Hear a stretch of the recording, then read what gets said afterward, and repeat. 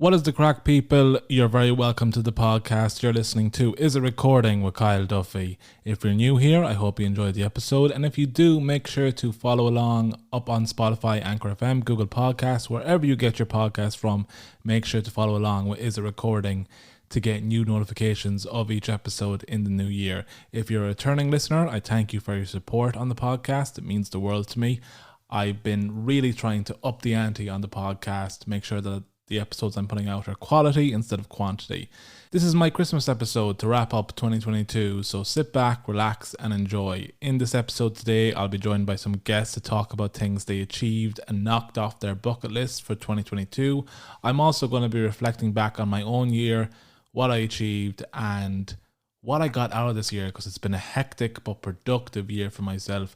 A lot has happened and I just want to get into some of that stuff. You know, it's been a productive and professionally developing year for me with the podcast, with radio and all in between. And obviously, because one of my big talking points on this podcast is movies and TV shows, I want to reflect back on what movie and TV gave us in 2022, and I'll be talking about some of my favorite watches during the year and giving some recommendations of what I think you should sit down and watch during the Christmas season. All of this and more coming up in just a moment. Welcome to the show. I'm your host, Kyle Duffy, and you're listening to Is It Recording, a podcast for passions. Episodes are available on Spotify, Anchor FM, Google Podcasts, and many more platforms like this. New to Is It Recording? Follow the podcast up on Spotify so you never miss an episode. I'm very excited about today's show. I hope you all enjoy it. I have a lot in store for you. With all that said, let's kick off the episode. How was year 2022? Let me know up on Anchor FM, Spotify and Twitter. Was there anything you achieved this year that you thought you wouldn't? Was there anything that you purposely went into this year thinking, I need to knock that off my bucket list? Maybe it was a trip away, because I know COVID has been rampant the past few years, and I know that people have places they want to go on their bucket list now that they are able to travel.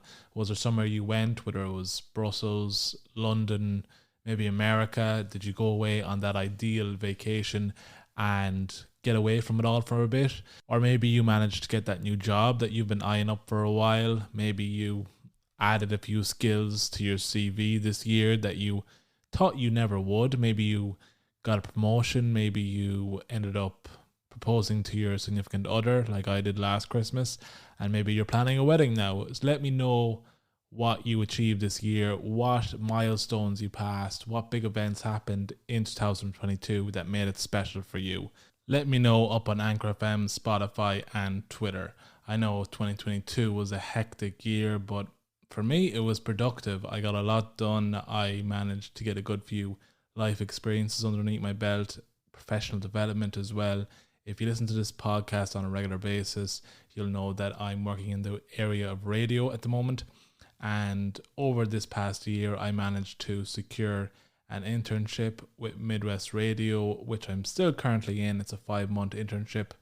And before that, I was a part of a course up in the Independent College in Dublin with the Taigh FM School of Radio, which I learned a lot on as well. This year has been a year for radio for me. I've learned a lot of new things. I've kind of branched out a bit. My confidence has grown on the mic, in the editing bay, all over the place.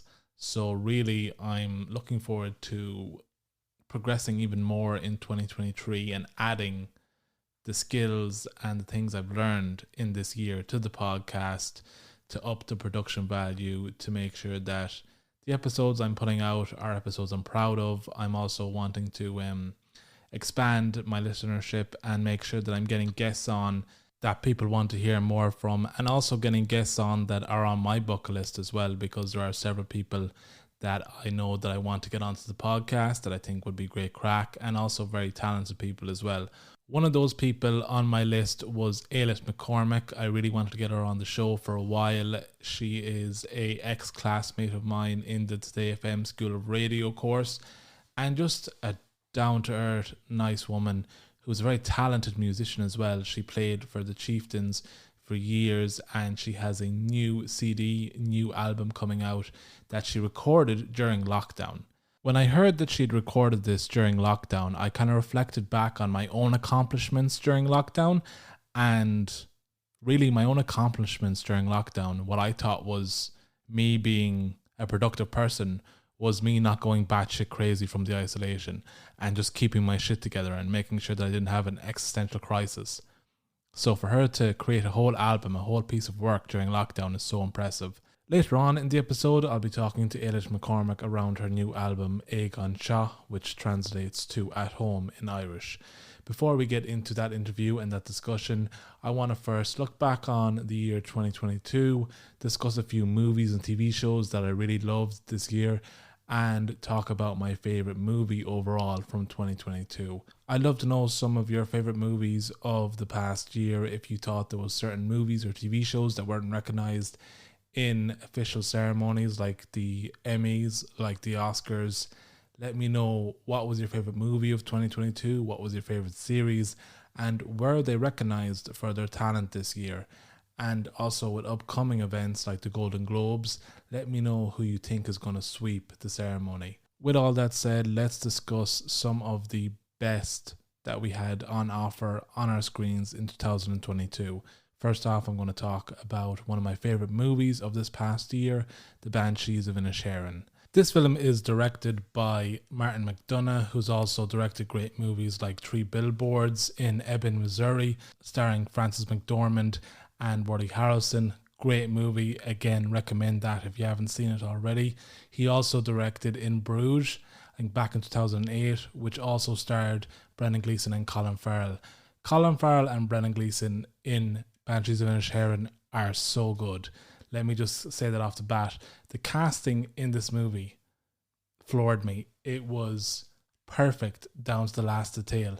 Not only did we get superb performances from the starring men in this movie, Colin Farrell and Brendan Gleeson, who show in the making of this movie that their on-screen chemistry has never gone away, that their innate ability to bounce off each other in scenes and build up the suspense in the movie throughout the Banshees of Inisherin. The suspense built from both Colin Farrell and Brendan Gleeson's characters is immense and leads to such a climactic finish, especially Brendan Gleeson. I'm going to talk more about his performance in a few minutes. But not only did we get great starring performances from these two, we also got great supporting roles that kind of stole the show at some stage as well. When we look at the cast in the Banshees of Inisherin, there is a limitless amount of talent. First off, you have Barry Keoghan, who steals the show in some scenes in this movie and plays a great supporting role to Porrick, played by Colin Farrell. You also have Kerry Condon, who has great chemistry on screen with Colin Farrell's character as well. Kerry Condon plays the sister Siobhan to Porrick in the movie. As well as that, we have the duo of Pat Short and John Kenny from The Unbelievables, who provide great comedic relief. Subtle comedy, not in your face, but every time these two are on screen, they just remind you of the great laughs that they gave us as The Unbelievables back in the day. So if you haven't actually seen The Banshees of Inisherin yet, and you think there's only one reason to go see it, which might be in your mind, oh, Colin Farrell's in this movie, I love him, I love Brendan Gleeson, I'm going to go see it for that reason alone. Well, I'm here to tell you that The Banshees of Inisherin gives you great supporting roles as well, and really endears the actors on screen to the audience. Just going back to Barry Keoghan for a minute, so similar to John Hurt's performance as the bird in the great movie The Field. Again, similarities to The Field in Brendan Gleeson's character Colm. Colm as a character reminded me so much of Bull McCabe from The Field as well. He has that aura about him, that mystery, that sternness, that thickness as well. And I can't say anything bad about this movie. I did a episode not too long ago reviewing it because I went to go see it on behalf of Midwest Radio and reviewed it on air as well. But the on-air review I gave, I didn't want to get into it too much. I wanted to give a plain, subtle review for the viewers, and I didn't have much time either. The one thing I did say is, for anyone who went to see this movie, you can't deny the beauty of Achill Island.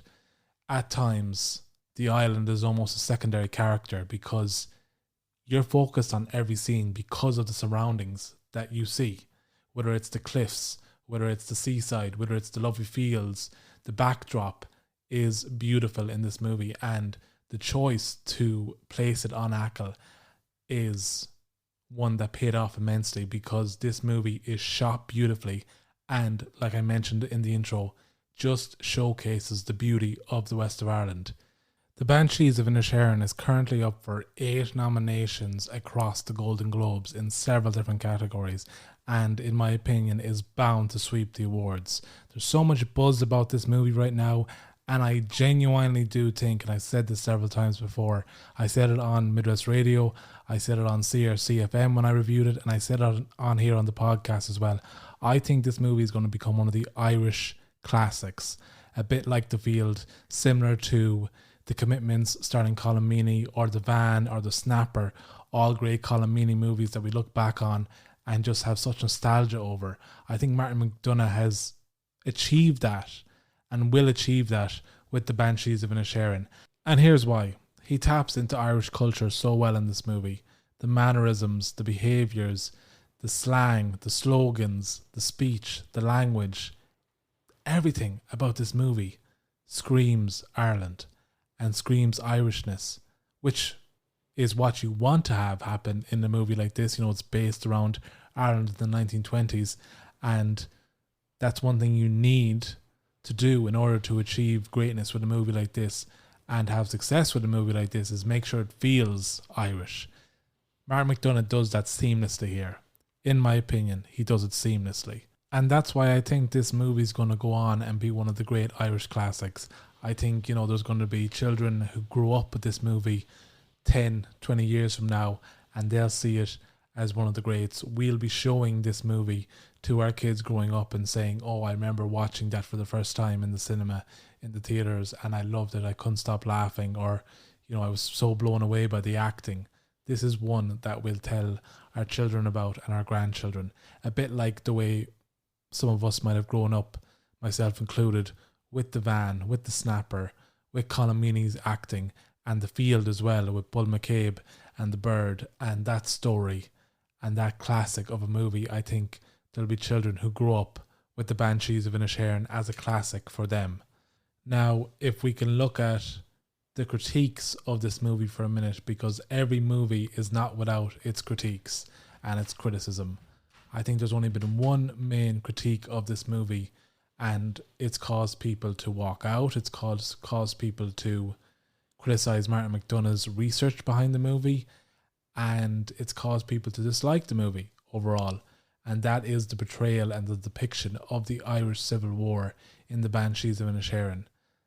As well as that, I think a lot of people criticize Martin McDonagh over the fact that the Gardaí weren't actually founded around this time period, and kind of critiqued him as a director that he didn't do enough research behind these facts before he put them on screen. But let's just talk around the depiction of the Irish Civil War, because I think that is the main critique people have given, and the reason some people have walked out of this movie and will look down upon it as well. The Irish Civil War does take place during this time period in the movie. However, the characters in the movie are living on an island, secluded away from the mainland, where the violence, where the war is happening. And they're kind of bystanders. They're onlookers, and they're not involved. So really, when you see the gunfire on the mainland, when you see people commenting on it as they walk by, and there's one scene where Siobhan's character jumps when she hears the gunfire. There's one scene where Colin Farrell's character, Porrick, is looking at the gun smoke and the cannon fire and just kind of reflecting upon it. The Irish Civil War is going on in the background in this movie. It's not the main focus. And I believe that's why most people see this movie as disrespectful, because it's in the background. And I think a lot of people, a lot of viewers will see the Irish Civil War and think, okay, if it's going to be in a movie, it needs to be the main talking point. It needs to have a point in being in there. It needs to be the main focus. And because in The Banshees of Inisherin it isn't the main focus, it isn't shown in detail and it isn't a main talking point. It doesn't have a big role in the movie. I think that's why people might have walked out of this movie midway through, might have seen it as disrespectful. But here's my view. The Irish Civil War doesn't represent the Irish Civil War in this movie. The Irish Civil War, the gunfire in the background, the mainland being in ruins and at war with one another, I think that's supposed to represent an omen for the relationship that Pádraig and Colm are going through, the transition in their relationship that they go through. Because for anyone who hasn't seen the Banshees of Inisherin, it's focused around Pádraig and Colm, their relationship and the breakdown of their lifelong friendship that seems to be going on through this movie. One wants to keep things the way they are, the other one wants to move on and cut ties. Colm doesn't want anything to do with Pádraig anymore. Pádraig doesn't like change and wants to get things back to the way they are. He's afraid of change. And I think the breakdown of their relationship is symbolized through the gunfire, through the cannon smoke of the mainland troubles and the Irish Civil War going on in the background. It's supposed to be an omen. Now, that's just my opinion. That's what I took away from the movie. That's how I saw the Civil War being portrayed, and that's what I took away. Other people will take away a whole different kind of perspective, and that's what's great about movies. It creates conversations, it gives different perspectives to different people, and we all come away with something different. Great movies are supposed to make us think, are supposed to intrigue us, are supposed to make us have these conversations and give us these different perspectives, are supposed to make us passionate as well. And the great thing about movies is, whether it's a comedy, a drama, whether it's a period piece like this, it's all subjective. You know, I could talk to someone next week about this movie and they could have polar opposite views of the movie than I would. I'm not going to love it any less. And you can have your opinions as well. I'm not going to try to convince that person that they're wrong and it's a great movie. Movies, TV, comedy, it's all subjective. It's what you take away from it. And whether we like it or not, our personal ideas, our beliefs are influenced and affected by watching movies like these. And they can affect how we view movies like these. You know, there's some people who go to a comedy gig and there's a joke told that they don't agree with, or some language in that joke that they don't agree with, and that can put them off the comedian, it can put them off the whole show, whereas other people might gravitate towards certain language in a comedy or in a movie, or certain themes or tones in a movie as well. I know I gravitated towards this movie because of Martin McDonagh, because of the way he tells stories, his directing style, and his ability to maneuver through plots and storylines with this dark undertone that just builds and builds and builds. I saw it in the movie In Bruges. I also saw it in his movie Three Billboards. You have this tension in Martin McDonagh movies that builds and builds and builds. It's very ominous, and then it just hits you like a ton of bricks. It's not subtle, it's in your face. And, you know, there's certain people who may not like that directing style, may not like those choices that he makes as a director. But, again, it's all subjective. No one can really come away and say that the acting wasn't immense, that the casting choices weren't spot on, and that you weren't blown away by the beauty of the cinematography in that movie. When you take The Banshees of Inisherin as a project, as a movie, in particular as an Irish movie, I believe it's been a roaring success. Again, when we look at the nominations in 8 different categories across the board, 8 nominations, leading the nominations in this year's Golden Globes, it's definitely going to sweep that ceremony, and I think could be hailed as a true Irish classic down the line. I do believe that. Whether it's the acting that makes it a classic for you, whether it's the cinematography, the directing style, the storyline, the plot, I think it offers so much up to audiences as a movie, and it really can't be overlooked as probably one of the best movies of 2022. It's definitely my favourite movie and probably the best movie I've seen this year. but let me know your opinion about the Banshees of Inisherin up on Anchor FM, Spotify and Twitter. Do you think it deserves the success it's getting? Do you agree with my analysis, or did you absolutely hate it? I haven't come across anyone who's really despised the movie so far. Let me know your thoughts on the movie up on Anchor FM, Spotify and Twitter. We've had so many great movies over 2022, including Amsterdam starring Margot Robbie and Christian Bale. We also had See How They Run starring Saoirse Ronan and Sam Rockwell, as well as many other great releases including Smile, Bullet Train and Hustle starring Adam Sandler. For this episode, I'm going to make sure to include a questionnaire up on Spotify that you can take part in. I'd love to know your favourite 2022 movie. Although 2022 gave us some great movies, there were some letdowns, some disappointments this year, and personally for myself, one of those has to be Thor Love and Thunder. I think I got swept away, like many of us, with the amount of superhero movies coming out this year and kind of misanalyzed and misjudged the actual caliber of the movies coming out. Quantity doesn't always mean quality, and we've had plenty of superhero genre movies in the past couple of years. Marvel have been hard at work making sure that they're churning out consistently, making sure that Disney Plus and the theaters are always full of the next big Marvel movie or Marvel series. I didn't personally expect to be sitting here at the end of the year analysing and criticising Taika Waititi and Chris Hemsworth for their work in this Thor movie. I actually went to go see it with a colleague of mine, with a friend of mine from the radio. We went to go see it in Mayo Movie World, and listen, I think I got swept away with it, really. I really loved the first Thor movie directed by Taika Waititi. I really respect him as a director. In his past movies, I've gravitated towards his style of storytelling, his style of directing, and his comedy as well. And I really appreciate that he does pay particular attention to how he portrays himself on screen, his characters, and how he tells a story. However, I just thought the Thor Love and Thunder movie, when you take out the performance from Christian Bale, which was, in my opinion, the best part of it, you're not left with much to analyse. It's almost a carbon copy of the first movie he directed with Chris Hemsworth. And it's almost like the studio said, hey Taika, you did really good with that first directorial debut for Thor. Just recycle, repeat, and make sure that we get butts and seats for it and sell out tickets.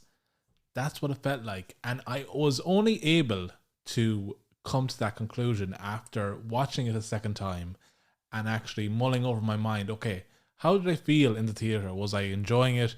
Was I just getting swept away with the fact that I like Taika Waititi, I like Chris Hemsworth, they're both likeable guys on screen and off, and you know, it's a paint by numbers repeat of the success they had with the first movie. And in moments I found myself going on my phone during the movie, and you know, my colleague and my friend that I went with to the movie, he's a big fan of Marvel, he's a big fan of the Thor movie, and he seemed to enjoy it. So I thought, okay, maybe I just need to actually just give this a chance. But when I when I look back and reflect on that movie, like I mentioned, the best part of it is Christian Bale. And really, when you take out his performance, his character arc, they only really have one other storyline that you can rely on to keep you invested in the movie, and that's the return of Jane Foster, which is the love interest for Thor in the movie. I do think the chemistry was on screen between Natalie Portman and Chris Hemsworth. I do think they were able to gel off each other very well after appearing in the other movies together as well. But it didn't feel like enough.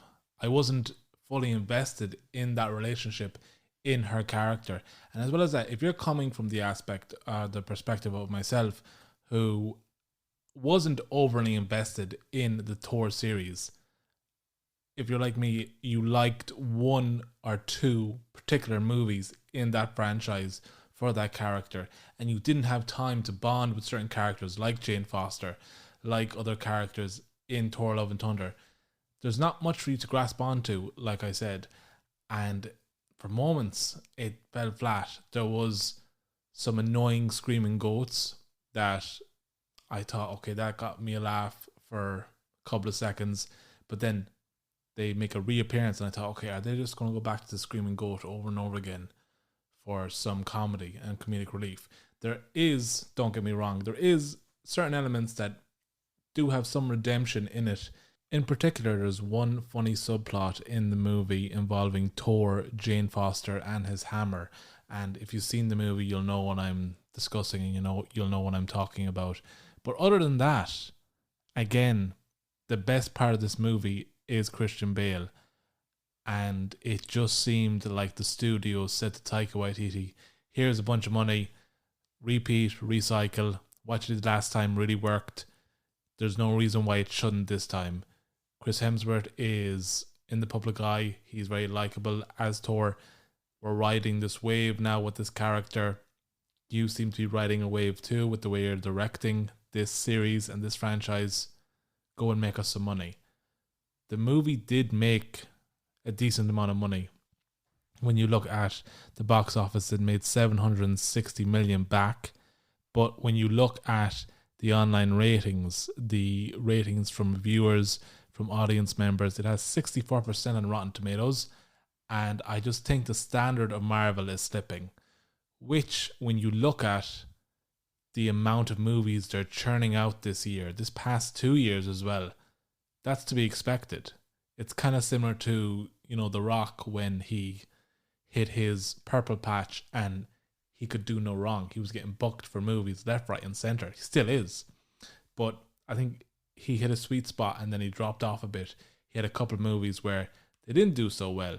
They made him money, but they weren't gems. And I think now Marvel is going to go through that patch as well. I genuinely do think that Marvel have hit a decline with their movies and their series. And the only example I need to put in front of you for you to actually see this too, if you don't see it already, is the monstrosity that was She-Hulk Attorney at Law. There was one clip I saw and someone was comparing one of the CGI scenes to a cutscene from FIFA. And if you play FIFA, you'll know that in career mode, when you're signing players, the manager will walk into the room and you'll have a negotiation. The graphics are good for a FIFA game, but there's one scene in She-Hulk where she walks into the room. She's in a suit because she's She-Hulk and no clothes will fit her besides men's suits. And she walks in and it looks identical to the graphics in FIFA 21 or FIFA 22 or whatever. It just looks like a monstrosity of CGI. And on top of that, the episodes I did watch seemed like they had no structure, like they didn't know where they were going with the series. And you can tell they didn't have a clue where they were going with the series by the ending, by the finale. I didn't watch it. I couldn't bear myself to sit down and watch another episode.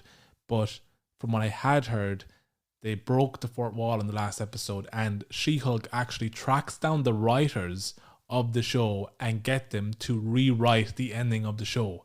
She has a conversation with Kevin Feige, who is represented by a robot in this series who's responsible for Marvel, and she even breaks through the Disney Plus menu screen at some stage. And when this finale was explained to me, I remember going for a coffee with one of the lads and he explained the finale, and I was just thinking, this is the laziest effort to end a show ever. And when the laziest pitch wins and the laziest script and the writing wins, that's how you know you've had a bad show from the beginning, because that is just throwing in the towel and deciding, okay, we're actually going to rewrite everything. And when you need to have your character track down the writers of the show in the show, that's just, I think you're admitting it's self-defeat. You're admitting defeat right there and then. Whether She-Hulk has a season 2, it probably will, because I think everything is being green-lighted at the moment for Marvel. But for me personally, I feel we're getting an oversaturation. It's beyond an oversaturation of superhero movies at the moment. And when the market is saturated like that, it's very hard to distinguish What's a good movie and what's an expensive movie?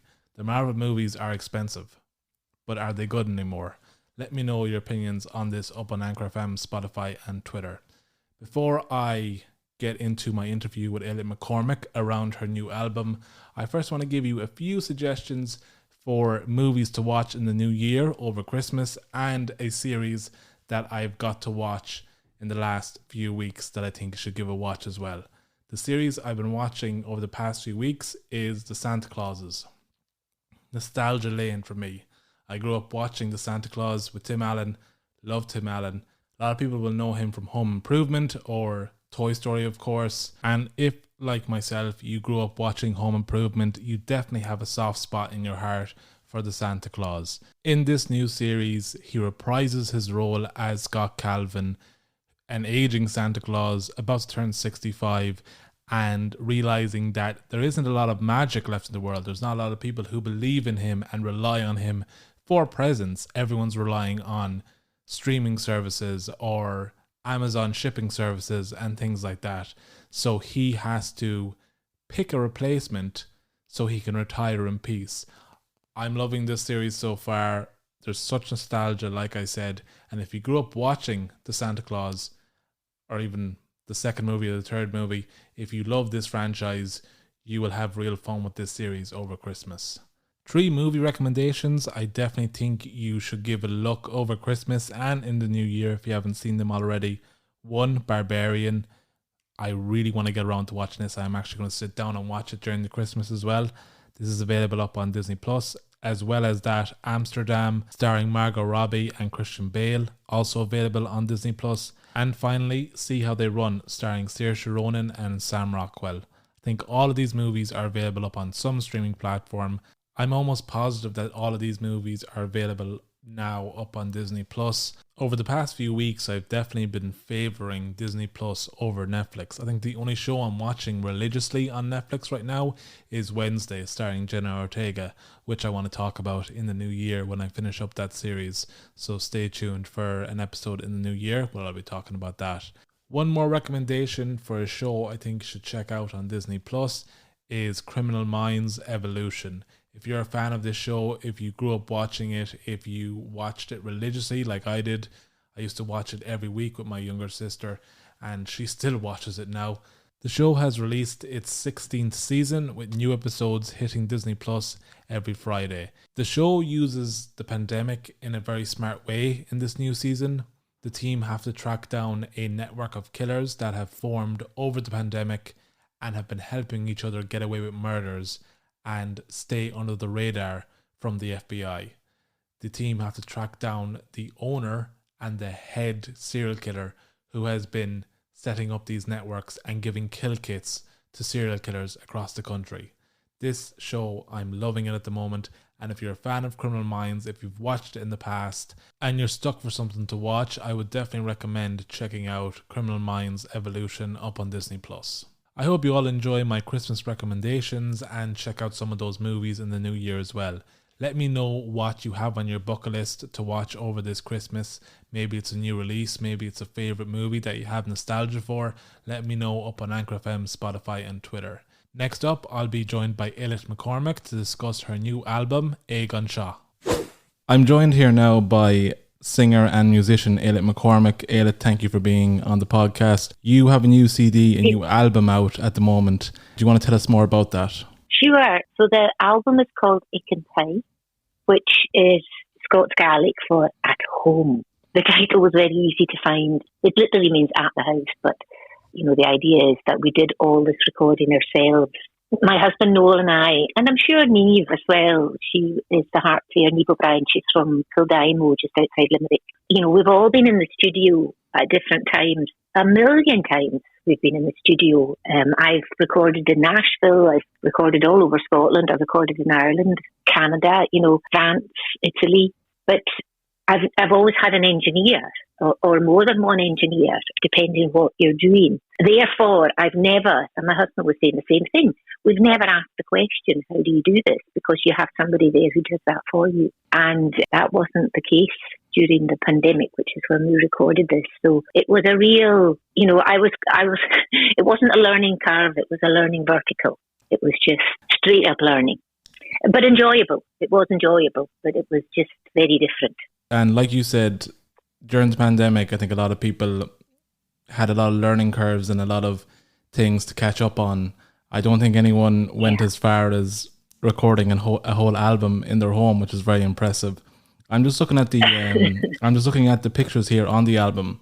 You have pictures of you, your husband, and musician Niamh O'Brien. Mm-hmm. I know that we met through the Taigh FM course up in Dublin. Yes. I'm so glad that I got paired into a group with you, because to find out all this different stuff about you, like you can't really presume to like know anyone until you actually find out the nitty-gritty details. You also sang with the Chieftains. I did, yeah. We were actually on tour in America when the pandemic struck, and I went into the local town here nearest us called Gorey, in North Wexford. I went to try and get some masks to take primarily for my flight to America that year, because we were hearing about this thing that was going on in China, but we didn't really think it was going to be on our doorstep. But I think because I was travelling, I thought, well, I better just get some masks. And not even knowing that the mask, you're protecting other people. I wanted to buy masks to protect myself.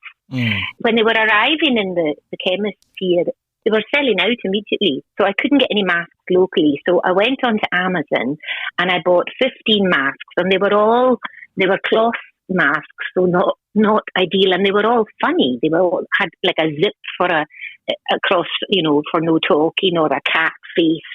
They were just silly, and I bought them and I took them with me on the tour. And on the first day of rehearsals with the Chieftains that day, I put the masks on the table, and they were individually wrapped. And I said to everyone, just take a mask. And we were all kind of laughing about it. But by the end of the tour, we were all wearing them. Yeah. Because things changed very rapidly, and we cancelled the last week of the tour because I was actually travelling with Paddy that day. Sometimes Paddy will fly while everybody wants to take the bus. I actually find taking the bus easier than flying at times, because flying is not as much fun as it used to be. And I happened to be flying with him that day, and he got the call after we came off the plane, and he switched his phone on. We were in Boston, we were in the taxi, and we were going to our hotel, and the Boston gig, which was with the Boston Symphony Orchestra in the Symphony Hall there, it was cancelled, and we had 4 more gigs to do, and he said, that's it, we're going home. Because we just knew it was going to get, everything was shutting down. And the anxiety at that time was, would we get back before the airports closed? So, yeah, it was a funny time. Creatives, we like to create. And, during the pandemic, people relied a lot on people making music from home, because we had this facility online. But a lot of musicians, even, the very successful musicians, the likes of Coldplay, etc., they wouldn't, Chris Martin was playing his piano from home, but he was just doing it on his phone. Yeah. It wasn't a big operation at all, and that's what a lot of us were doing. And we were asked, actually, that the CD came from a concert film that we did. That was actually the first thing that we did. In the package that you sent me, it says that it came from a 90-minute online concert that you did, and that's where the CD came from. Yeah. You were talking about touring, and obviously when you were on tour in the US, that's when the pandemic really got serious. During our time on the Taigh FM course, I think, leading up to our big exam, you were also on tour in Germany. What was it like touring in Germany as well? Well, I was kind of anxious about going into it, because that was the first tour since the pandemic. And, although I was checking with my German agent, Germany is a series of municipals, and each municipal, I suppose it's like a county in Ireland, but each municipal in Germany has its own rules about COVID and how they would, so you'd go from one place and then you'd cross into another municipal, which you don't even know you're doing, because it's not like there's a border crossing or anything, and the rules have changed. The touring was great, thankfully, but we were still there when they still had the rules in place. So all the venues still had some COVID, regulations. One place would be that they couldn't have a full audience in the hall. It had to be every second seat. Another place was they could have a full audience, but they were all wearing masks. It was interesting. I felt, because it's my tour, I felt that I had to be very protective of Neve as well. Yeah. Because I'm being responsible for taking her there. But it was good to get back on the road. It was good to just feel like things were completely normal. And I don't even think now things are completely normal for everybody. Some people are still kind of conscious and wary about going to concerts. But it just felt more normal. And by that point, I really needed to do it, Yeah, I think so. And like you said before, it's very hard to get back to normality or a sense of normality with everything that's gone on with the pandemic. It seems like a long time ago that it was over in China, or when it even hit Greece, when those, I think, tourists had to be quarantined. I know when it came over to England, or when it first hit England, I had only been in Liverpool, I think 2 weeks before. That's when we heard about the quarantine in the hotels in Greece around the English tourists. Like you said, I think a sense of normality is trying to get back into society now and get back doing things that we would normally do, like going to concerts, like going to the shops with the masks on. But like you said, some people are still taking precautions because for so long it was that way and we had to keep on our toes with everything. Absolutely. Just going back to the album, I personally listened to the whole entire track, each track last night. And like I mentioned to you, I wouldn't subscribe to a particular genre of music. I recently opened up my Spotify Wrapped last night, and you know how on Spotify you would have they kind of put you in a genre of like what kind of music you listen to, what kind of person you are in terms of listening to music. And apparently I'm a voyager, so I go from R&B rap to sentimental acoustic rock. I'm all over the shop, really. Yeah, it's funny you say that because that's the type of people that listen to my music. I can see why people listen to this, because it's, at times I felt like, oh, this could be a part of a movie scene. There's one particular track, I think it was track 2. Both sides, the Tweed. And the first track as well, Young Man. I could see those playing out in a period piece, to be honest. Oh, and great. On this podcast, I talk a lot about movies, and I'm very movie-centric in my mind as well. So even if I don't listen to a certain type of music and I listen to it for the first time, I always envision it in a movie or somewhere in something that I would watch. Like, I could see these kind of songs playing out in meditation as well, because they're very calming, they're very melodic. Great. Really, like you said, there's a big audience out there for trad music as well. There's a couple of things on the CD where you mention, the inspirations behind the album and a few dedications as well. Can you just speak a bit on what really inspired you around the CD and some of the people behind it as well? Yeah, first of all, there's where we live in Wexford. I'm originally from the Outer Hebrides off the northwest coast of Scotland, so I grew up what we'd call in a crofting community. So a croft is a small farm. Everybody has some land and they might have sheep. The ones back in the day when my grandparents were alive, my granny's family had a cow, which was, to have one cow in those days you were the most popular people in the village because you could supply milk and butter and things like that. So my grandfather was a crofter and a weaver. And when I came over to Ireland, because I met Noel, who's now my husband, but I came over to Ireland and we lived in Dublin first of all. And he said to me, we started looking at properties.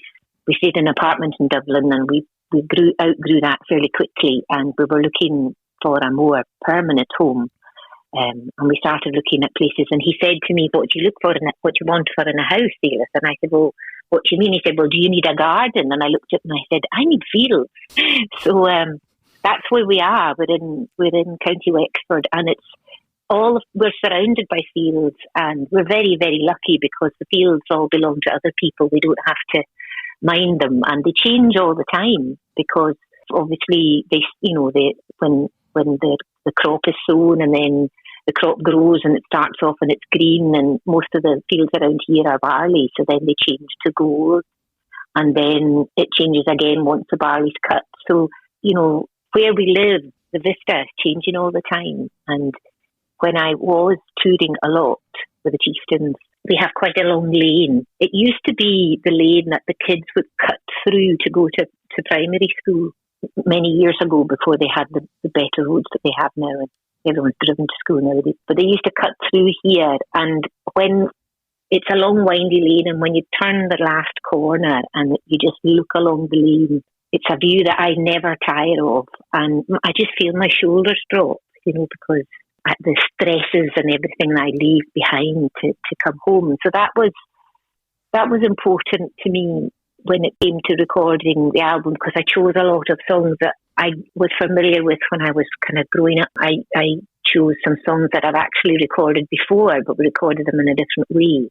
And all these things were about the comfort of home and feeling grounded and feeling safe during a time that was we were very anxious a lot of the time. Yeah. So I felt it was important for this album to have that feeling that it was, it's safe and comforting and warm, all these different things.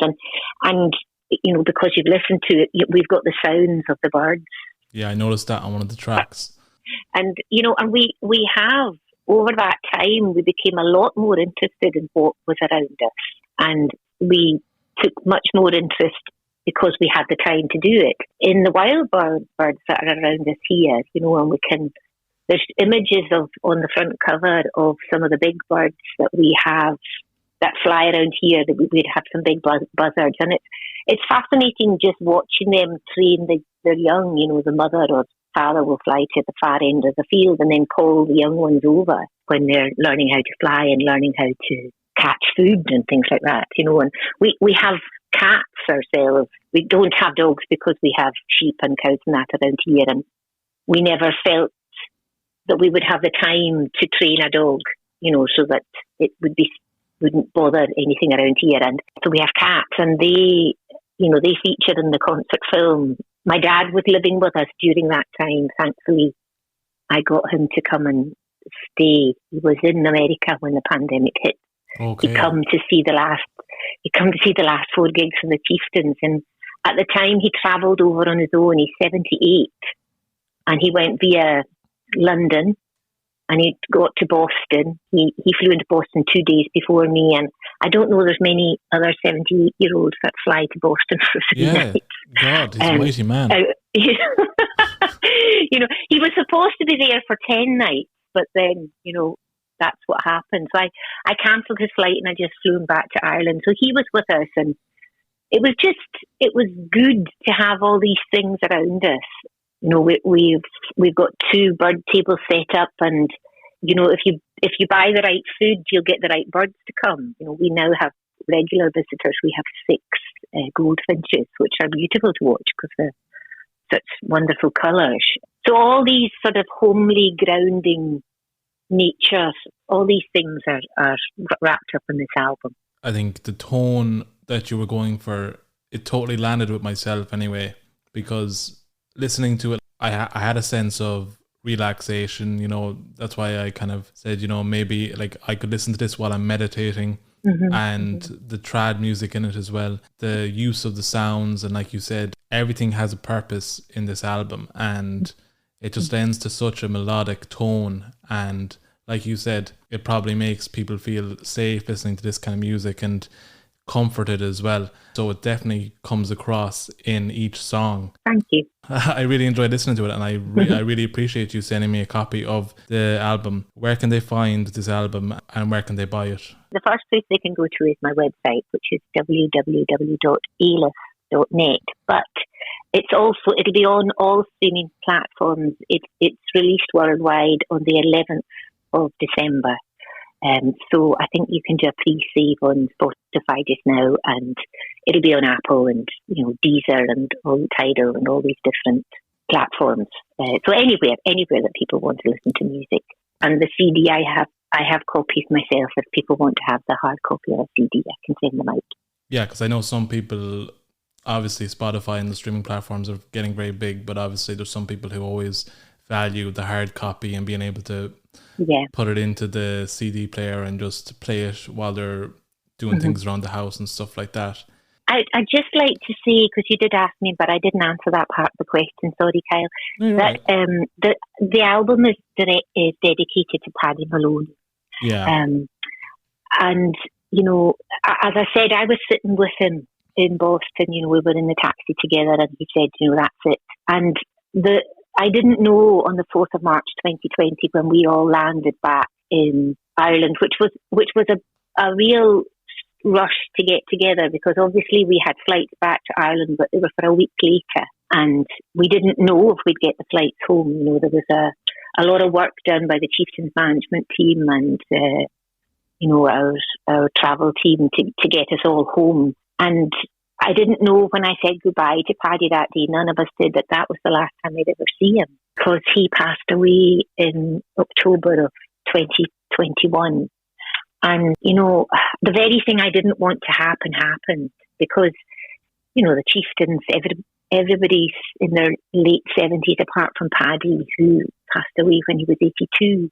And he had such a energy for life still. That's what the music gave him. He might be tired before a gig happened, and he might be tired at the side of the stage, and he might be a bit tired afterwards, but the music gave him the energy to keep going. His wife and his family, Rita, his wife, asked if I would sing at his funeral, which I was very grateful to be asked, and of course I would do that, but it wasn't an easy thing to do. It was great to be with the rest of the Chieftains, but that was the first time we get together after the pandemic before Paddy's funeral. Yeah, which was very difficult. You know, it was a real mix of emotions, and I'm just sorry, because what they said at his funeral was, one of his children, I think it was Angus, he said that Paddy really died when the music stopped, because he never left his home after that. You know, he was.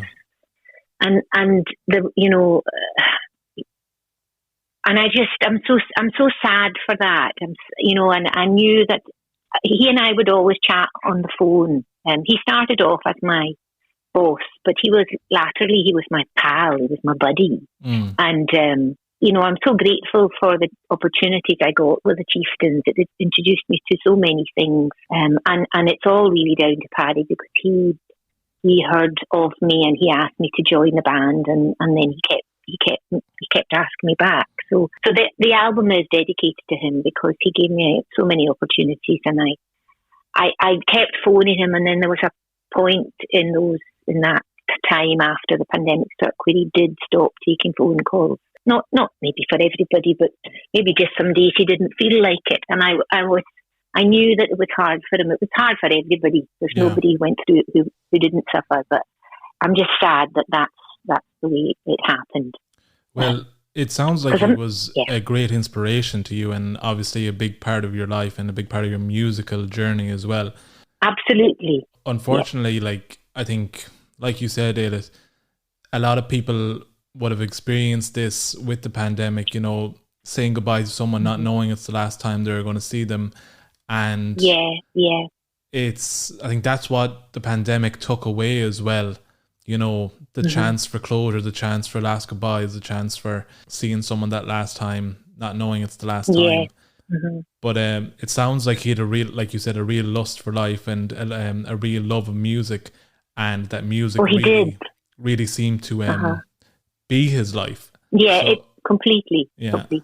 So I'm sure he'll be proud of the album that you have to get together now. Well, we have a saying in Scotland, and it sums up Paddy to a T. He had the energy of the devil, and I say that firmly with my tongue in my cheek. Well, it sounds like he had enough energy for all of us. He did. Well, Alyth, I wish you the best luck with this album. Like I said, I loved every minute of it, and I'm sure everyone else will too. You're very good, Kyle. Thank you very much. That was Alyth McCormack discussing her new album, Aig, which she recorded during lockdown. It's available to stream online right now. Again, such an impressive feat, recording that all during lockdown. Next up, I'm going to be joined by Liam Byrne in reacting to this year's eventful World Cup. I'm joined here now by Liam Byrne. We're going to be discussing this year's World Cup. A lot of upsets, a lot of intrigue around the World Cup. We had a few games that really caught our eye, especially this final, and with Messi winning his first World Cup with Argentina, it was a sight to behold. Liam, thanks for joining me. No worries, anytime, Kyle. Nice to be on again. Thank you for being on. This will be my Christmas episode, so we're wrapping up the year very well here. Just around this World Cup, a lot of upsets, like I said. Just quickly, when you look at Morocco, Japan, how would you rate their performances this World Cup? Because they achieved some astounding things. Yeah, it was an absolutely amazing World Cup for their ambitions in football. And you look at South Korea, you look at Japan, how they did, you look at Morocco. Is there a changing of the guard here, in terms of football? You'll still have the major nations, but, you look at Morocco getting to the semi-final, absolutely superb. Japan's performance, I think it may be a bit far-fetched, but I think they have the goal of, by 2051 or 2050, having won a World Cup. It is possible, and I'm sure they'll go from strength to strength, but there will be tests ahead, because there will be, you still have the Brazil, you still have the French, you still have the Spanish knocking around there somewhere.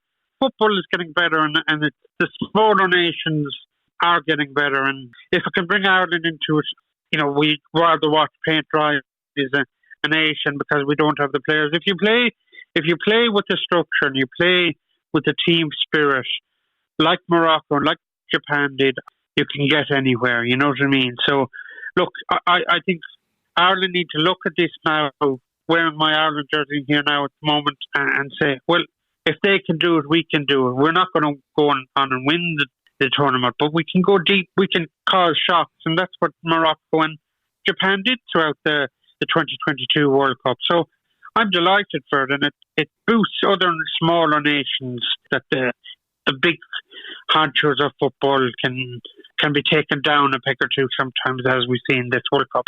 Yeah, definitely, because like you said, it gave a lot of the neutral fans like me and yourself, our Irish fans, Irish people, a chance to see the smaller nations achieve something and knock some of the bigger, more favourite nations off their perch. You said Morocco knock out Spain and Portugal, causing real upsets. We saw Korea and Japan really fight against the big nations as well. Brazil going out of the tournament, as well as Germany, Holland as well.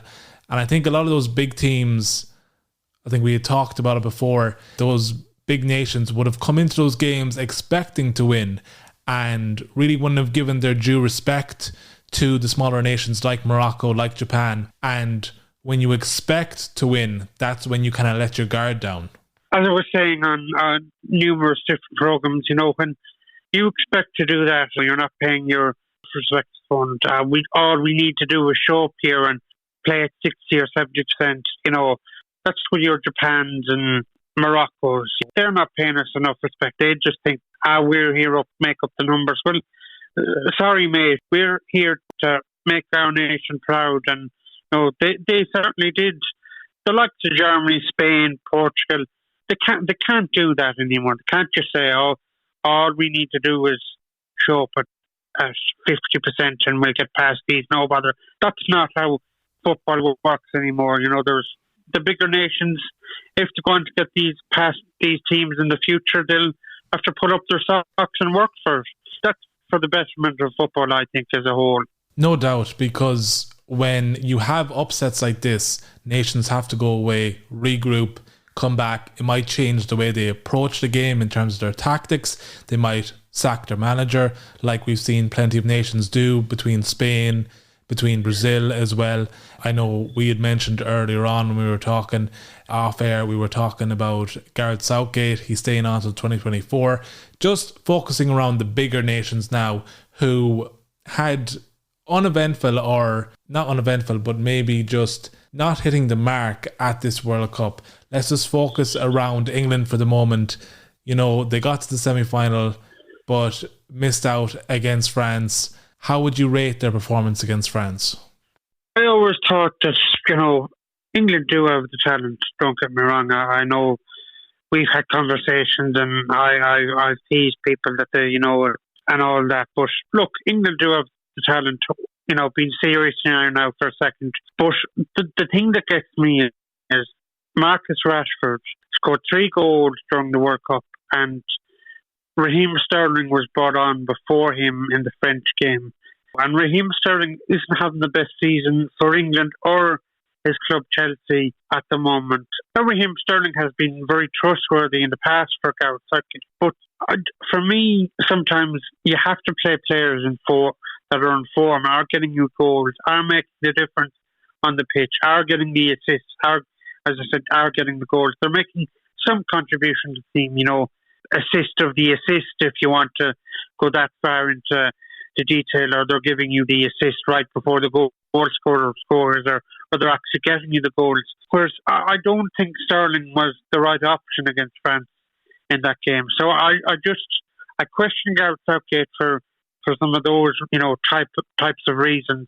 But look, some stage England I think will get over the line, but they have to play the people in form that are actually having a good tournament and not the ones that are having a miserable tournament. Gareth Southgate has to learn that for himself. And I know he's staying on for 2024. I would question that, but look, the powers that be over in England trust Gareth Southgate, so they've made the decision and asked him to stay on for one more tournament at least.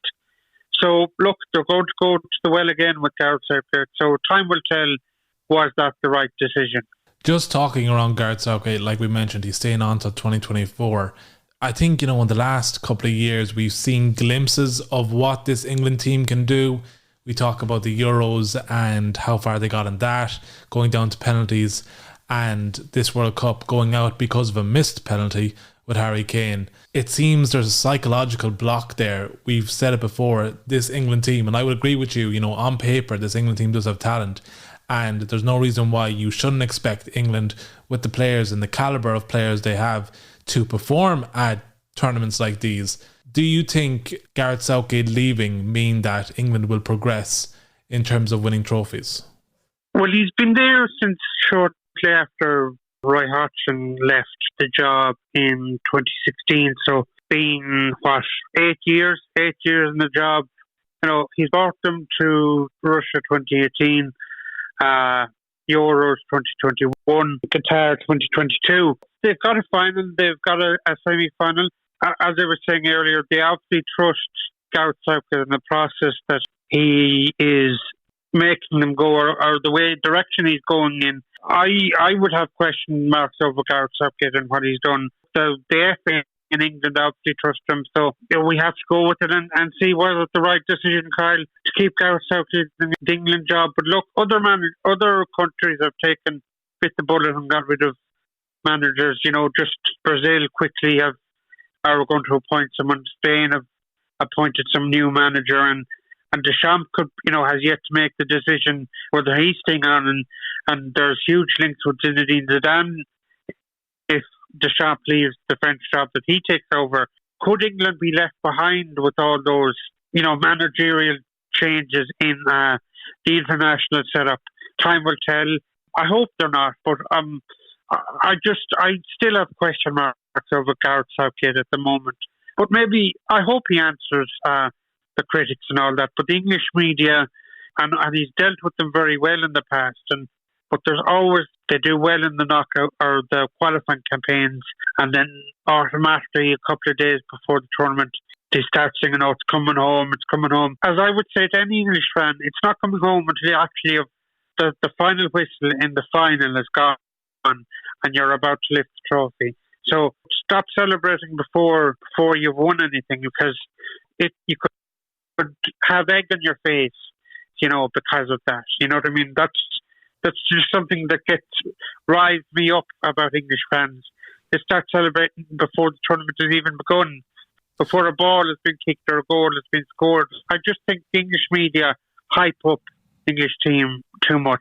But the talent is there, as I said earlier on, and they should go on and win the tournament in the next couple of tournaments. Yeah, there's no doubt that the talent is there, like you mentioned, the calibre of players that they're getting in, the likes of Phil Foden, they have Jack Grealish, Harry Kane, Raheem Sterling. So many different players that could contribute to trophies down the line, whether it's a psychological block they need to get over, whether it's a changing in the guard, changing of managers, changing of staff.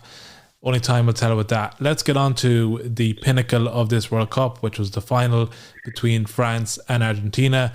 Messi walking away with the trophy for the first time in his career. How would you rate that as a World Cup final? For Messi, I think it's absolutely brilliant. It was the one thing missing in his trophy cabinet. He had gone and won the Copa America there 18 months ago, 2 years ago with Argentina, beating Brazil, the Maracanã, the Brazilian national stadium, won numerous Champions Leagues, La Ligas, and cups. It's absolutely brilliant for Messi, and to go and play with that passion for the Argentina side, that's absolutely brilliant. And going to the game, I thought it was very lackluster for 70 minutes, and then it sparked into life. The flame absolutely took life of its own, and Mbappe turned on the thing. The one thing for France, I thought the illness in the couple of days, I thought that took effect on them as well. Nail-biting final once it sparked into life for the extra time and the penalties, and I was certainly biting my nails toward the end because I was hoping France to win it. But look, I don't hold anything against Messi and all that, and look, fair play to it. Maybe I'm wrong in saying this. I just have a gut feeling at the end of the season now in 2023, he will go off into the sunset, retire from club football and retire from international football. To contradict that statement, he's come out and said he's not by any way finished yet, but just I have a good feeling at the minute that, he may say, I'm hanging up my boots at the end of the season in Europe, both international and club, but time will tell whether I'm correct in that or not. Just to expand on that, you're right, he has come out and stated publicly that this will be his last World Cup, but he's not retiring immediately from international duty. I probably would predict that he wants to get at least one Copa America in again and get one more trophy underneath his belt with Argentina. He's 35 years old. Like you said, he's achieved the pinnacle in the Champions League. He's won trophies in Serie A as well as the French League as well. And now he has what he was missing, the World Cup. And again, it was such a great final. Yeah. I would agree with you that it did take 2 minutes. And I want to stress that it was 2 minutes of magic from Mbappe. 2 goals in 2 minutes. And the fact that France needed Mbappe to just turn on for 2 minutes and carry the team like that. Imagine if Mbappe wasn't on the field. France would have been an entirely different team. I think it would have been a very lackluster game, Liam, if Mbappe wasn't on that field for those 2 minutes and didn't provide that bit of magic. We might have ended up nodding off rather than biting our nails, really.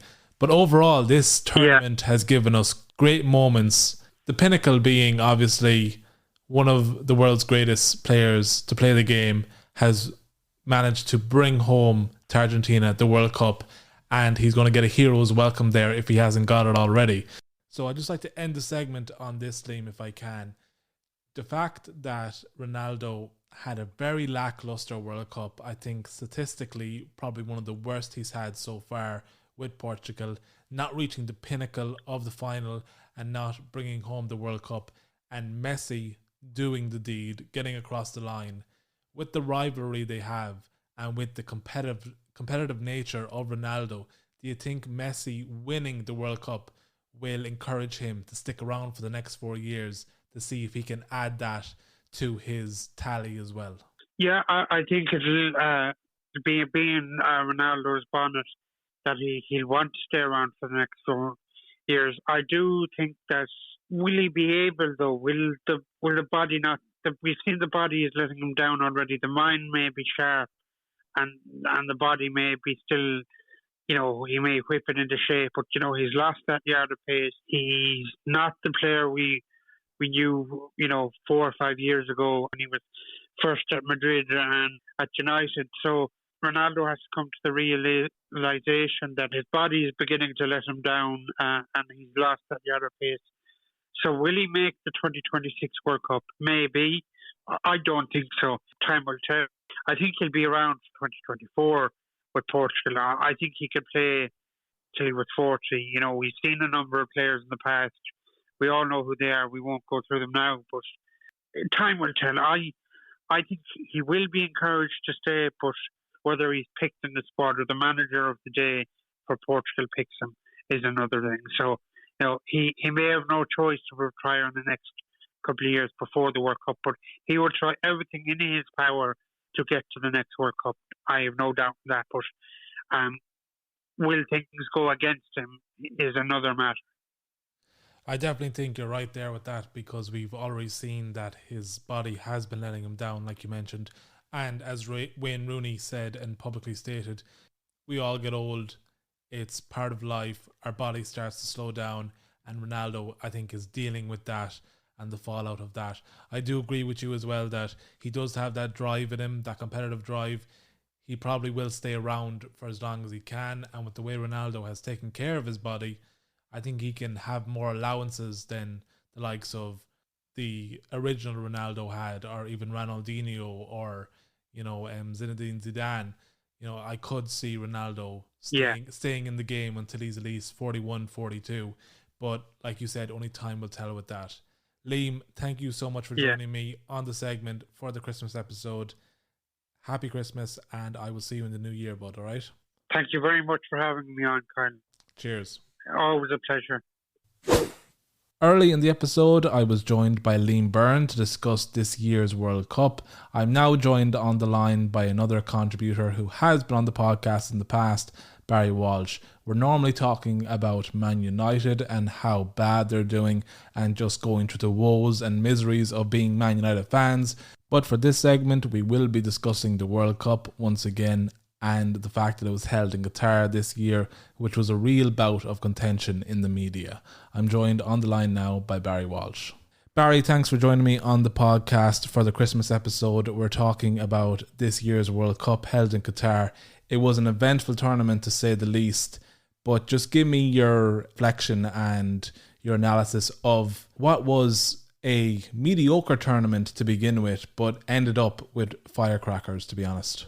Yeah, thanks for having me on again, Kyle. Yeah, I really enjoyed the tournament. It was a weird one. The group stage kind of got off to a flying start. You had that Saudi Arabia-Argentina game, and you had a couple of good games after that early on, and then I suppose the group stage went very quiet after that until we got the last round. I think nearly every team was still in the game coming into that last set of games, and flicking between the two games at 3 o'clock was very entertaining, I found. But then, I suppose it kind of hit a little bit with there being so many shocks in the last day of the group stage. There was a lot of very predictable ties in the last 16 that led to a very flat round 16. I think nearly you had your Spain, Morocco, but apart from that, it was fairly flat, and I didn't find the last 16 too entertaining. And then again, got the quarterfinals, and we had another round of unbelievable fixtures. So like Brazil, England go out, great round of fixtures, and then from then on, the tournament flew, but it didn't stop. That last week between the quarterfinals, semi-finals, and finals, of course, finishing with great games we never see in any tournament, being the finals. But yeah, I enjoyed the final. I enjoyed the whole tournament. I think it did deliver. I didn't know how it would deliver going into a Winter World Cup, but I think it did. Yeah, I think all in all, the football was quite good. I suppose probably having players coming towards their peak fitness rather than at the tail end of the season when they're bashed and bruised, and the last thing they need to be doing is peaking. The football probably benefited from that. We've seen the Premier League, the first 14 games have kind of suffered. Players were kind of fine tuning themselves for the World Cup, but I think that resulted in us getting a World Cup of players that were really, really peaking. And like you mentioned, the World Cup this year was held in Qatar during the months leading up to winter and Christmas, which we don't normally see. We had several upsets, a lot of the big nations underperforming, to say the least. What do you make of that and your analysis on that? Because it's rare to see the big teams falter on the big stage like that, but so many of them to go out with a whimper, the likes of Germany, Netherlands, England had tough luck with that second penalty being missed. But so many big nations going out and a lot of dark horses getting further in the tournament than anyone expected, the likes of Morocco and Japan overachieving really with this tournament. Yeah, I suppose one major factor there I'd put it down to anyway would be probably didn't have a long prep. I mean, like we were watching Premier League games up until a week, 10 days before the World Cup, and then your players coming into camp, flying out to Qatar, acclimatizing. Like you wouldn't have that prep that you get with, in the lead up to a World Cup. You'd have your training camp or whatsoever beforehand. Sure, I'd imagine that was a factor. It made it more unpredictable. There was less strategy at play, and there's less. They didn't have the tactical analysis, the tactical look of exactly how the big teams wanted to play. So that probably led to the ability to have more upsets. I'm not really sure. Like the likes of Germany, Belgium, them teams going out in the group stage, it didn't really shock me. Like you look at like Italy not even getting qualified for tournaments. Like a lot of these teams are kind of at the tail end of a wave they're riding through the last few years. That Belgian squad looks nothing to be afraid of. Like pound for pound, against Morocco, if you look man for man, it's not much of a better team than the Moroccan team. The German team are completely lacking a striker. That big upset in the first game kind of put them out of the tournament. Really, they never really recovered from that. And just looking at the tournament as a whole, I know lots of people would have been backing certain teams.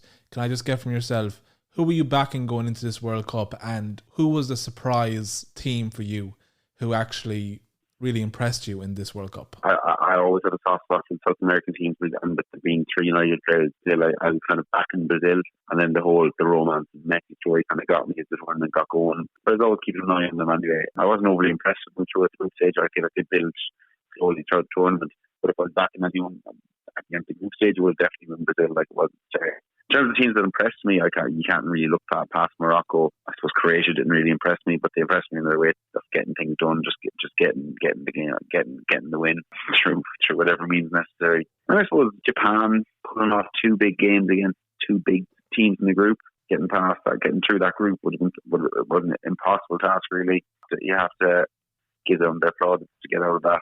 Because there was a lot of people looking at the games like between Brazil and Japan, or Germany and Japan, and expecting, and I think the Germany team as well expected to absolutely annihilate them. And I think that's where the great performances came out, when the underdogs were being underrated and weren't expected to create upsets. That's when upsets come about. Just around the Messi and Ronaldo infatuation here with this World Cup, because it was an underlying tone. We have both these great players, probably the greatest to play the game, in both Messi and Ronaldo, coming to the end of their careers.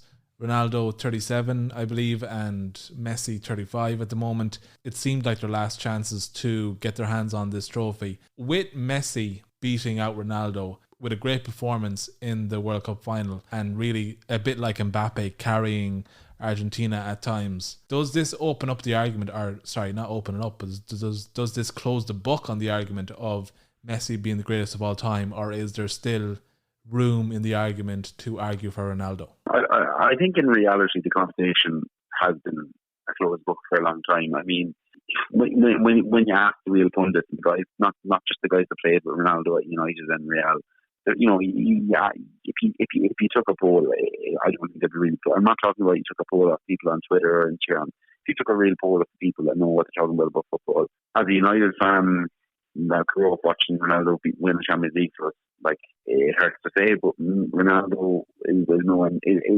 really at the same level of Messi, and hasn't been really for the majority of his career. I would say Messi has been the better player, but the argument has still prevailed for the last 15 years. And weirdly enough, we saw the argument get shut over 90 minutes in that final. Closed book, no question. It's time to start comparing Messi and Maradona, not Messi and Ronaldo anymore. He's gone beyond that. I mean, there was the whole, people. The only thing people could really throw at Messi was he haven't done it in other leagues. Look, he didn't do it in PSG last year, but they're playing pretty well this year. He's won the Copa America, he's won the World Cup, and we just saw how amazing he is. And to do it while Ronaldo's career has just gone into a total meltdown while he's remained classy. I understand the 2 years between them, but while he's remained classy, composed, and delivered, I think the conversation's over. Internationally, it's all about winning that World Cup, and Messi has got that over Ronaldo. Whether or not Ronaldo is around for the next World Cup, it's very unlikely. I think, like you said, it's open and shut and closed on that topic. Unfortunately, this is where my conversation with Barry was cut short. Unfortunately, I did have to end our call prematurely because there was a few things in the house I needed to attend to and couldn't put it off. But I do want to thank Barry for joining me on this episode and talking about the World Cup. What we didn't get to in this segment on the call was talking about the controversy of it being held in Qatar. And I think it's plain and simple for everyone to see. You know, there's a lot of speculation that the Qatar representatives did bribe their way into getting it into Qatar, and there's a whole lot of speculation around that, you know, similar to the bid with Russia in 2018. And for anyone who was lying to themselves and saying that that Qatar had the facilities for this World Cup, they're mad. When you look at the family members who lost loved ones who were workers for this World Cup in Qatar, there's been several deaths due to heat exhaustion, due to accidents, all kinds of incidents that led to workers dying on site in Qatar trying to make the structures for this World Cup. They basically had to build an entire fucking city of stadiums to host the teams. And just going back to my conversation with Barry on our call, he mentioned the facilities not being adequate and the players struggling to acclimate to the weather over there. You know, it's a World Cup in winter, but in Qatar, it's boiling heat. And from the footage we saw of training sessions before games, the England team really struggling to actually stay hydrated, as well as other nations in the pre-tournament warm-ups and the training sessions. It was mad. It was insane that this World Cup happened in Qatar. And as well as that, not to mention, it's the elephant in the room, Qatar's stringent laws and views on homosexuality and the LGBT community over there in that country. What did FIFA say, and what did the likes of David Beckham say when they endorsed this tournament being held in Qatar? What they told you, and what this does tell you, plain and simple, is money talks. Money talks, and this is why it was held in Qatar.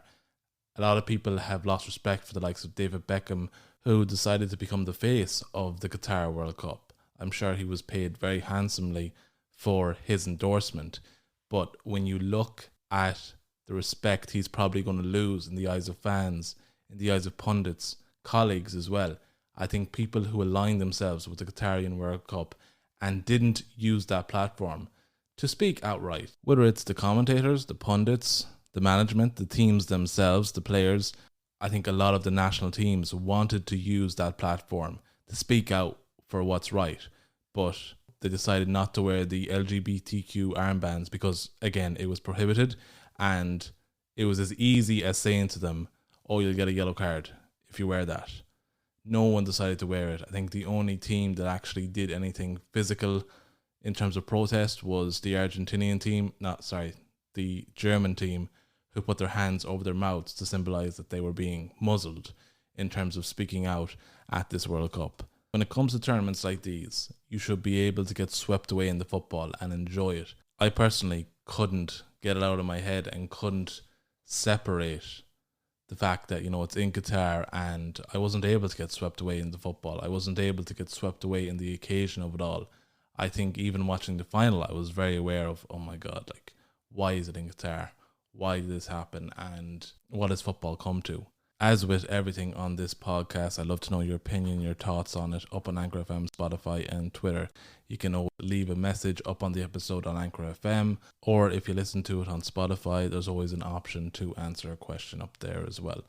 Let me know your thoughts on the Qatar World Cup. Is it as plain and simple for you as it is for me, or do you see it as a bit more complex?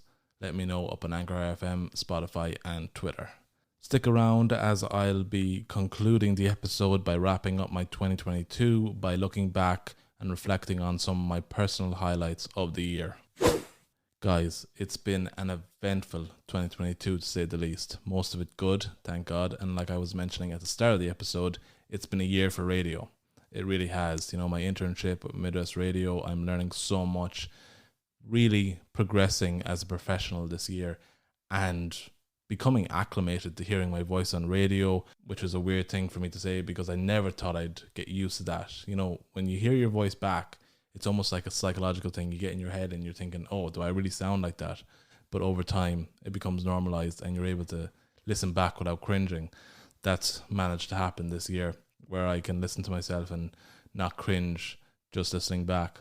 But overall, you know, I've learned so much about the news sector of radio, what goes into producing a news show, what goes into prepping material and being a broadcast journalist. I've been lucky enough to have great people to learn from on this experience so far, and you know, I've said it once before and many times before actually, I haven't met a bad person in radio yet. You know, most people that you meet in this industry, they want to help you, they want to see you progress, and it's almost like we're all helping each other to get to the next stage, to be that bit better, to raise it a level in terms of quality of content.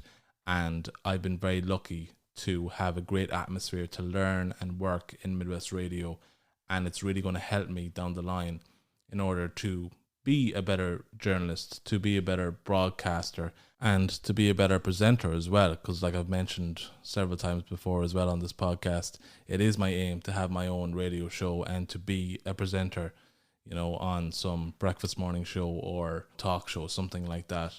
And the podcast has been a great outlet for me as well to mold my skills in that way as well. But overall, I'm learning so much in this internship, and my advice to you is, if you're looking to get into the area of radio, just start by making connections. I think I found that the hardest thing to do to begin with, and actually put myself out there and say, you know, I'm interested in doing this, I want to learn how to do that. And you know, there's a lot of people who won't try something because they're afraid of failing, or they're afraid of looking stupid or sounding stupid. And the only way you can actually learn and get better is by making mistakes.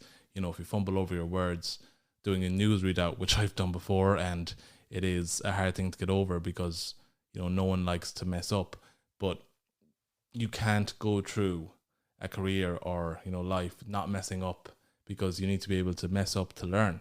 And I think a lot of people will tell you that the best place to grow is after a mistake, is to learn from that and to move on, forget about it, you know, take 2 minutes to reflect on it, what you did wrong, learn from it, move on, and put it out of your mindset.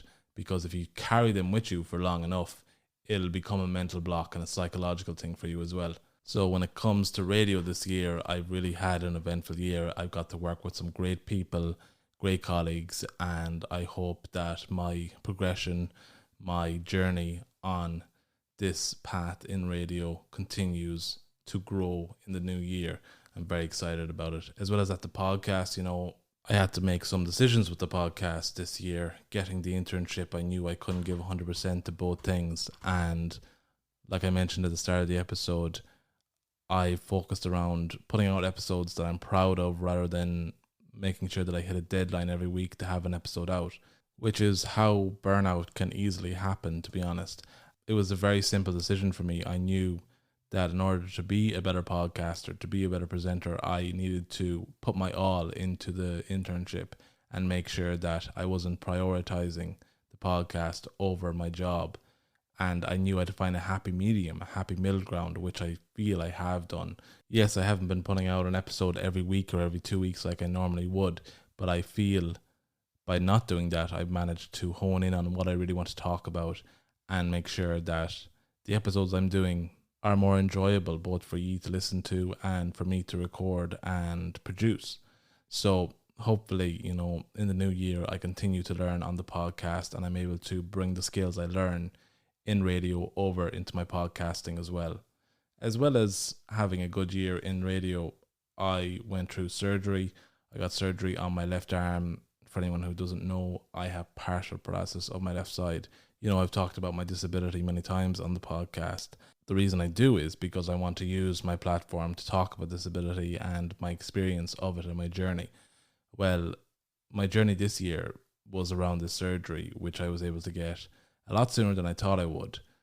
because my arm, I don't use it, I'm not able to use it because of the paralysis. It's become very tight over the years, and instead of my hand being out and open, it would be in a clenched fist and almost pulled into my hand or my forearm, so almost facing down all the time, and the muscles become very stringent and very tight. And because they're tight, they're not as long as the other tendons in my right arm, which is my good arm. This past year, I was referred to a surgeon who could do a surgery which would bring my arm out, bring my hand out, and make it look like my right arm, make it look like my right hand, and make it more uniform. I knew that getting mobility back, it's going to be a long shot, because my disability, unfortunately, is neurological, meaning that my physical disability has come from a minor brain injury, which means that even though the surgery might aesthetically make my left hand look like my right hand, it doesn't necessarily mean that I will now have full function or any function from the surgery itself. But I think I'm about 8-9 weeks out from surgery. I had it on the 28th of October. It was 6 hours on the table up in Dublin. And, it felt like 20 minutes to me because they put me under. But, I woke up 6 hours later and high as a kite, really just decided, okay, now's the time to work. Now's the time to make sure that I do what I need to do and recover well, and make sure that I have my eye on the ball when it comes to working with my left hand, because it was in the cast for so long and it was so uncomfortable. But it's now out of the cast. This past couple of weeks, I went up to Dublin again to meet with my surgeon, and she recommended me taking my hand out of the cast entirely and working to make sure I get some function back in my hand and work towards that goal, because that is a goal for me as well, and a goal for my medical team. Overall, it's going so well. First of all, my left hand looks like my right hand now, which is insane to me. For years, I've been looking down at my hand in a cast or out of the cast. It looks very tight and pulled in. It just doesn't look like my right hand. And because I'm not able to use my left hand, the muscle density and formation of my muscles in my left hand, it's very small. It's a smaller hand because I'm not using it, and the muscle density has kind of gone away. Really, it's atrophied. It's a smaller hand. But that's one of the things I want to achieve with this rehab and this physiotherapy, is to try and build muscle back up in my left arm, to try and make it look as uniform as possible to my right. Because you do something with your right hand for long enough, it's going to look bigger in comparison to your left. Like I mentioned, it's all going so well, and this is a new chapter in my life with my disability. And for the first time ever, I'm not in physiotherapy to maintain. I'm in physiotherapy to improve. Because for a long time, anyone who has a disability will know, at some point you reach a roadblock with what you're able to achieve in terms of gaining function back. And for me, I hit that roadblock when I was young. I managed to work my way out of a wheelchair. I managed to be able to walk again with the aid of a cast and splint. But the roadblock hit with my arm. I'm able to walk, I'm able to run, I'm able to function in everyday life. I'm independent. But the roadblock was with my hand. I had to learn to do things one-handed. And, I'm not crying over it. I'm very happy with my life. I'm very happy with how I'm able to function and being an independent adult. But there's part of me that always wanted to make sure that I had that option. And a couple of years ago, this wasn't an option. This surgery didn't exist. And for me to look down at my arm and be happy with the way it looks, I was never super self-conscious about it, but it's always in the back of your mind. Everyone always has those moments of being self-conscious about their disability, the way their arm, their leg, their hand may look, and it gets to you sometimes. But overall, I managed to surround myself with people who don't look at my disability and make it my main trait, and that has made me into a person who doesn't make my disability my main trait either. I only really disclose my disability to people if it's absolutely necessary. When I interact with people, most people don't bat an eyelid and they don't pay attention to it. They don't see it straight away. So that was never an issue for me growing up. It was never a hurdle I had to get over to form my identity and to be comfortable in my own skin.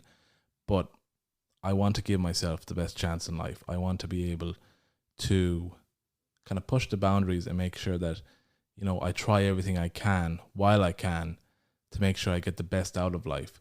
And I think having the surgery, you know, I'm 29 years old, having the surgery at this time in my life was the best time to do it, because I'm older, I'm wiser, I'm able to put more energy into physiotherapy. I'm doing it for me. I'm not doing it for anyone else. I'm not doing it because my parents think it's a good idea, or I'm not doing it because I care about what other people think of me. I'm doing it because I want the best quality of life for myself. And I honestly can't speak highly enough of my surgical team and my post-surgery team. They've been so helpful, and it's been a walk in the park, really, to go up to physio and to really put my all into this physiotherapy, because, again, like I mentioned, the main goal of the surgery, besides looking the same as my right hand, I want to see if I can get any mobility back in my left hand. And I've already got some back. I've gone from having a left arm that was in a tight fist, clenched in and down and very tight, to having an open palm, to be able to squeeze and hold on to normal everyday objects that I wouldn't be able to hold before. I'm able to pick up my wallet. I'm able to squeeze a stress ball. I'm able to pick up something and hand it to my fiance. And it's about the little battles. It's about the little steps you take and the little wins. You know, it's not always about getting full mobility back. And again, like I mentioned, I think this was the perfect time in my life to have this surgery. Like I said, I'm older, I'm wiser, and I know the seriousness of this. I have a game plan. I know why I'm doing it. I have no illusions of what is realistic and unrealistic. I don't have this idealistic view of, okay, now my left arm is going to be 100% better and I'm not going to be disabled anymore. You know, it's not about that. It's about, okay, before the surgery, I couldn't do this with my left hand, but now after it, I can.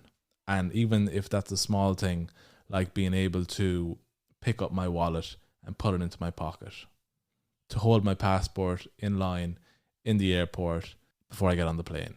Those are the battles that I'm looking forward to winning, and I will win them because I want to, and I know I can do it.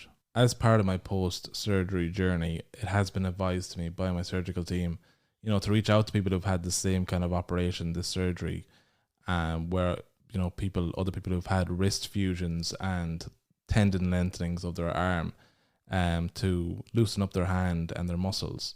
You know, I'm looking forward to meeting those people through my surgical team and having those conversations and really seeing other people's battles and struggles, because it does put everything into perspective, and it does make you think, okay, this person maybe was worse than me before the surgery, and now they're able to open a car door. They're able to hold, I know I said already, they're able to hold their wallet. They're able to take money out of their wallet and pay for something.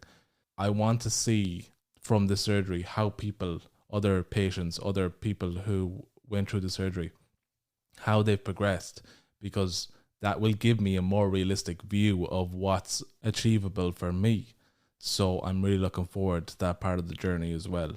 Again, if you relate to any of this, if you've gone through something similar yourself, I love to hear your story up on Anchor FM, Spotify and Twitter. You can always contact me up on Twitter at Kyle_T_Stuffy, because again, hearing these stories, it puts things in perspective for you, and it really lets you know more about other people's struggles and other people's journeys of disability, which I really want to do, because, you know, disability and advocacy is a big part of my life.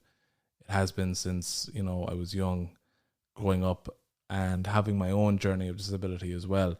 You know, I studied it in college. It was what I wanted to do. And now in radio, I want to make sure that I'm able to do it for people as well, and hear their stories and talk to them about their struggles as well. So I'd love to hear from you if you have been through something similar.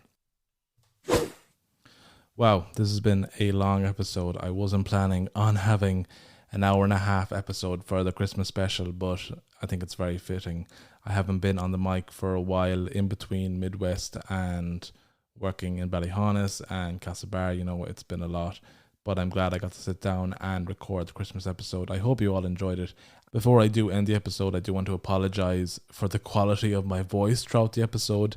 If you've listened all the way through, you might notice that my voice has gotten gradually harsher and raspier and scratchier as the episode has gone on.